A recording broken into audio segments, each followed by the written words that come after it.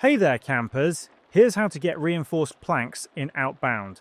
To craft reinforced planks, you'll first need to unlock the nailing station blueprint.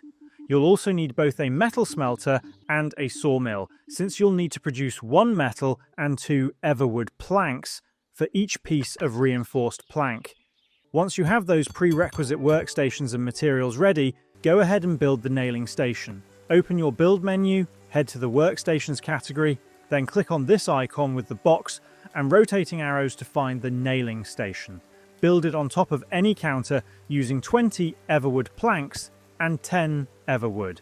After that, interact with the station and you'll find the reinforced plank recipe inside. Simply select the recipe to queue up your production order, then press the button in the center to begin crafting. Wait for the production process to finish, and once it's complete, collect the reinforced planks from the nailing station's output window. You can either place them directly into your inventory or store them inside your camper van, and that's basically all there is to it.